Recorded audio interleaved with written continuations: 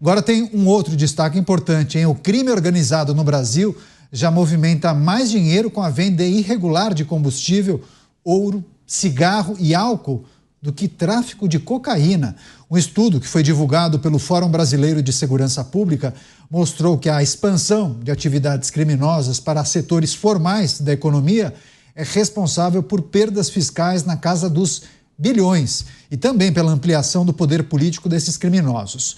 O levantamento revelou que os criminosos movimentaram quase 147 bilhões de reais em 2022 com essas transações, enquanto arrecadou apenas 15 bilhões com o tráfico no mesmo período. Além disso, o presidente do Fórum, Renato Sérgio de Lima, ele destacou que a atuação nesses setores faz o crime organizado se tornar o principal empregador em algumas regiões do Brasil, como na Amazônia. Por fim, o estudo mostrou que, inicialmente, as facções utilizavam esses mercados para lavar o dinheiro, mas logo perceberam as vantagens financeiras e políticas através desses negócios. Você, delegado Palumbo, queria a sua análise sobre esse estudo que foi revelado que as facções hoje em dia estão lucrando mais com atividades lícitas. Mas é preciso também explicar, né? As atividades lícitas só aparecem, só surgem, porque eles precisam lavar o dinheiro. Então, por exemplo, arrecadou um montante com tráfico de drogas, como é que a gente vai lavar? Pensam os criminosos. Bom, vamos abrir um posto de combustível. Lava o dinheiro. E aí o posto começa a render frutos, né? Começa a ir muito bem. E aí eles abrem outros postos de combustíveis que vão ajudar na lavagem de dinheiro, mas também vão operar de maneira legal, né? Emitindo nota, prestando serviço, trocando o óleo dos carros e por aí vai. Por isso que as facções estão indo tão bem com esses negócios que foram abertos ao longo dos anos?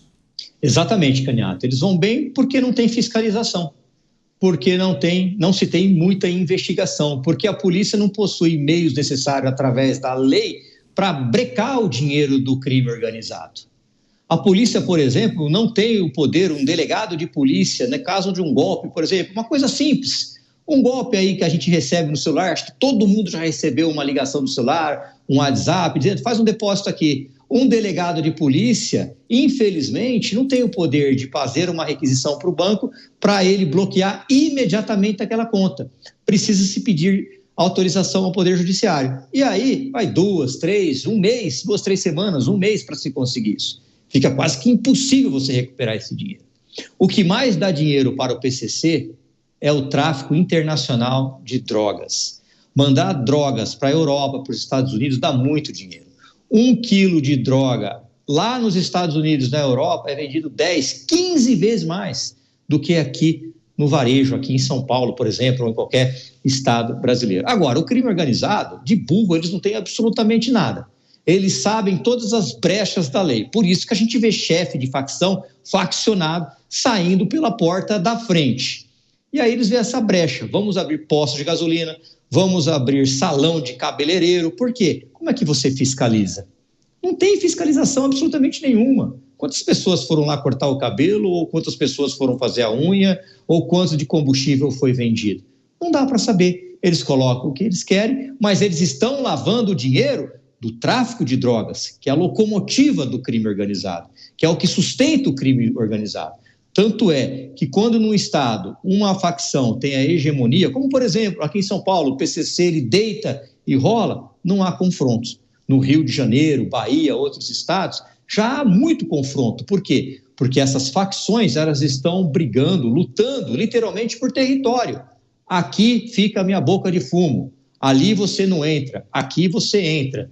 E assim vai vir uma guerra onde está a polícia no meio e a sociedade. O crime organizado sempre vai tentar buscar meios lícitos, como, por exemplo, o comércio de combustível, cabeleireiro, outros comércios, para lavar esse dinheiro que vem do tráfico de drogas. Não vem especificamente da venda de combustível. Para se montar um posto de gasolina, por exemplo, eles precisaram o dinheiro da venda de entorpecente, em especial a cocaína, que dá muito dinheiro.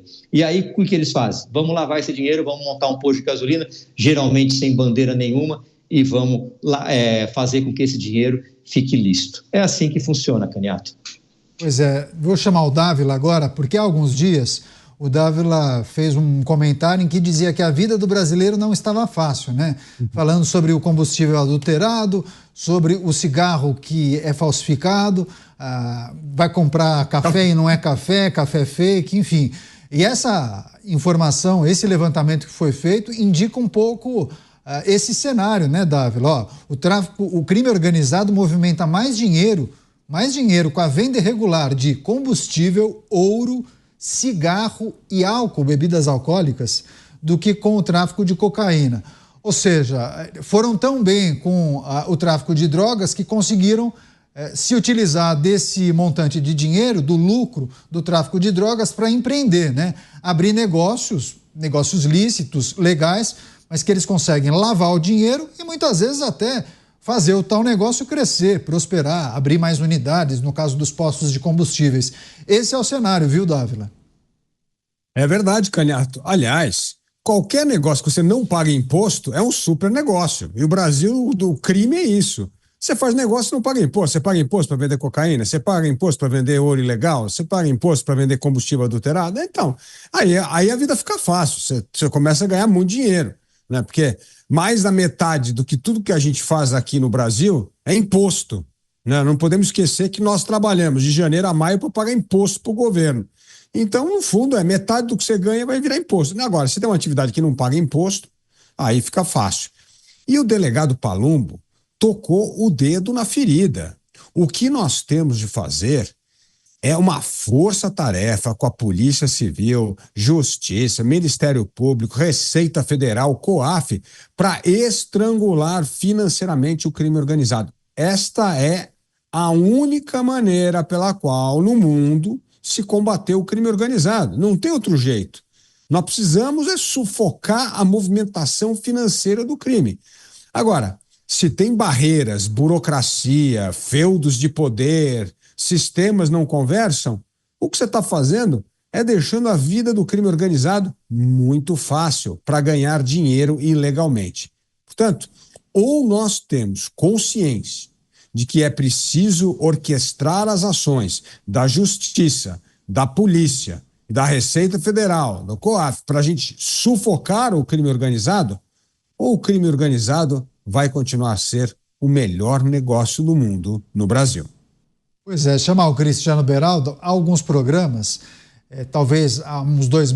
o Beraldo não está com a gente, então daqui a pouco eu volto a chamar o Beraldo, porque o Beraldo certa vez fez uma análise sobre o número de postos de combustíveis que estariam sob controle da facção criminosa que opera aqui no estado de São Paulo. Né, delegado Paulo? O delegado sabe disso, inclusive, tem uma relação diária com a polícia que investiga as ações do crime organizado aqui no estado de São Paulo. E quando a gente fala dos postos de combustíveis, né, delegado Palumbo, nós estamos falando de um volume assim absurdo, fora do comum. Talvez a facção criminosa esteja entre os principais operadores de venda de combustível aqui no estado de São Paulo, brigando de igual para igual com os grandes grupos que pagam impostos, que trabalham de forma correta, né? É preciso sempre lembrar isso. O crime organizado compete de igual para igual com os grandes players que detêm milhares de postos de combustíveis no estado. Só recebendo as pessoas que nos acompanham pelas emissoras de rádio em todo o Brasil, a nossa discussão sobre um estudo que foi feito que indica que as facções criminosas lucram mais com atividades, entre aspas, legais, né? Postos de combustíveis, venda de cigarro, álcool também, mercado de ouro, um mercado legal, naturalmente, mas faturam mais do que com a venda de cocaína. E aí, só para a gente trazer essa informação, a maneira como eles conseguiram prosperar tanto no mercado de venda de combustíveis. É verdade que a facção criminosa que opera aqui em São Paulo, ou os grupos criminosos, tem milhares de postos de combustíveis aqui no estado de São Paulo, delegado? Sim, Canhato, infelizmente é verdade, sim. Mas o que ocorre? Para lavar esse dinheiro, eles vendem, vamos fazer uma situação hipotética, eles vendem 10 litros de combustível. Na verdade, Canhato, eles vão colocar que venderam 1.000 para poder esquentar aquele dinheiro fruto da venda de drogas. E talvez por isso esse relatório esteja aí relacionado com que eles estivessem ganhando muito dinheiro. O crime organizado, quando ele abre um comércio, ele não está preocupado esse comércio dar lucro. Ele está preocupado em lavar o dinheiro sujo que vem da venda de drogas. Essa é a intenção do crime organizado. Então eles vão colocar que venderam 10 mil litros, na verdade venderam 50 mil litros, mas eles precisam esquentar esse dinheiro. E o que precisa ser feito? Fiscalização, tolerância zero. Mas a polícia, o Ministério Público, não vai conseguir fazer isso tranquilamente, sozinhos, se nós não tivermos um respaldo de uma legislação forte. Acompanhado com isso, nós precisamos ter um poder judiciário que esteja também alinhado com a polícia e com o Ministério Público, não soltando, por exemplo, chefe de facção, através de uma decisão, muitas das vezes monocrática. Coloque-se um traficante na rua, o que ele vai fazer? Ele atravessa a fronteira, vai comandar o crime de outro país, vai ganhar muito dinheiro e vai mandar. Compra aquele posto ali, que aquele dono está endividado, aquele dono está todo ferrado, está falido, vamos comprar aquele posto. E aí é que esse posto começa a prosperar. Na verdade, o posto não está prosperando. O que está acontecendo é que eles estão lavando o dinheiro e, para se lavar o dinheiro, eles precisam justificar que venderam milhares de litros de combustível, quando nem sempre é verdade. Várias pessoas aqui se manifestando sobre essa situação aqui em São Paulo, mas vou voltar rapidamente com o delegado Palumbo, só para a gente tirar uma dúvida, tiro curto. Delegado, algumas pessoas perguntando se a facção criminosa investe naqueles postos de combustíveis de marcas desconhecidas, não das grandes marcas, né?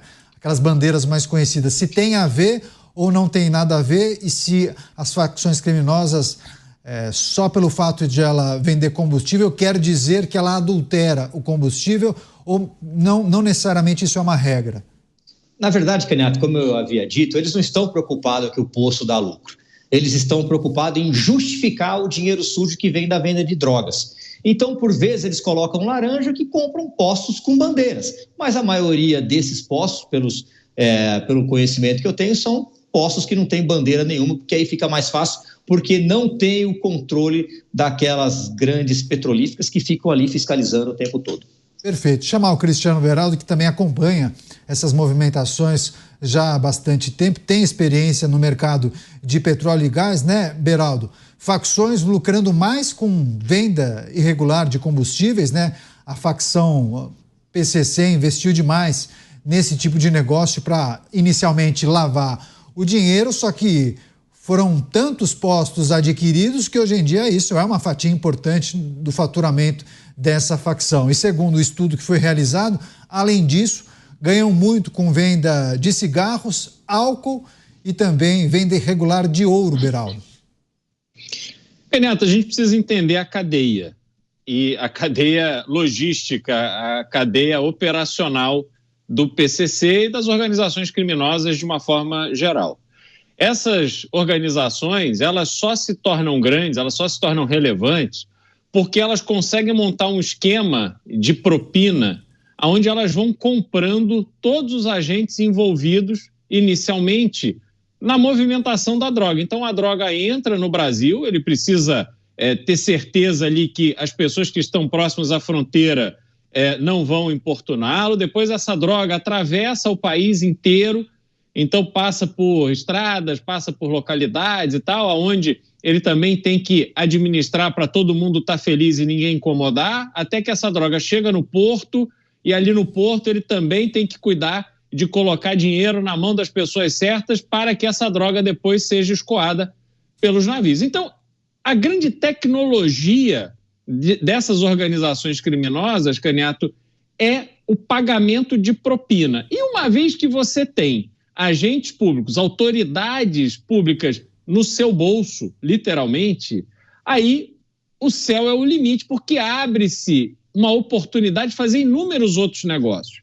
Então, os postos de gasolina, além da lavagem de dinheiro que existe a partir de um superfaturamento, onde você pega o dinheiro da droga e coloca ali como se fosse dinheiro que o posto faturou, eles também conseguem, por exemplo, roubar caminhões de combustível, conseguem comprar por caminhões que pegam produto que são retirados de dutos perfurados da Petrobras, que a bandidagem perfura, isso no Rio é muito comum, por exemplo. Produtos que são roubados nos portos, onde navios descarregam. Isso tudo vai para os postos de combustível e ali é revendido. Ainda tem uma outra operação que esses bandidos fazem, que é pegar produtos que eles diluem, usam para diluir a gasolina, e você abastece achando que é gasolina e, na verdade, é outro tipo de produto.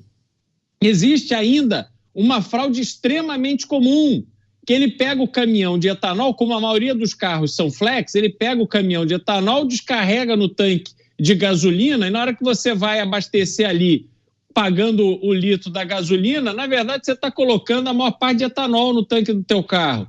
Então eles fazem de tudo. Por quê? Porque a fiscalização não os alcança.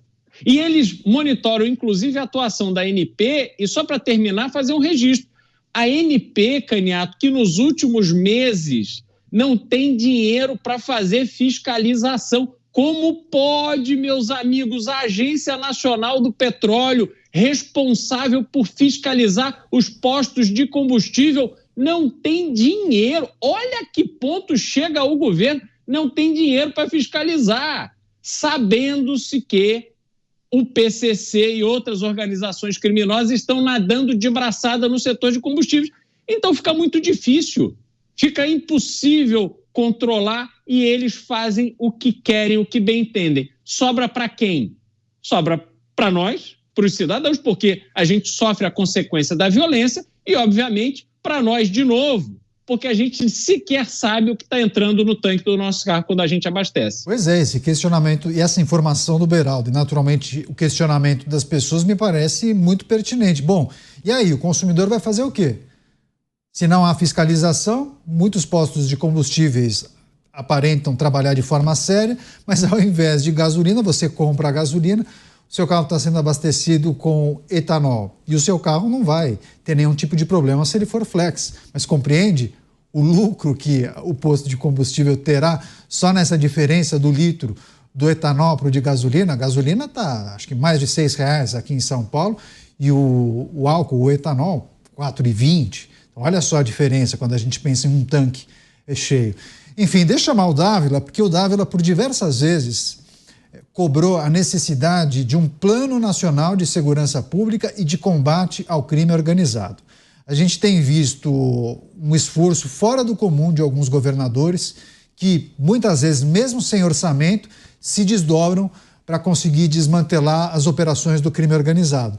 Mas não dá para enxugar gelo, né? Cada governador faz um esforço fora do comum, mas a operação é nacional, transnacional dessas facções criminosas.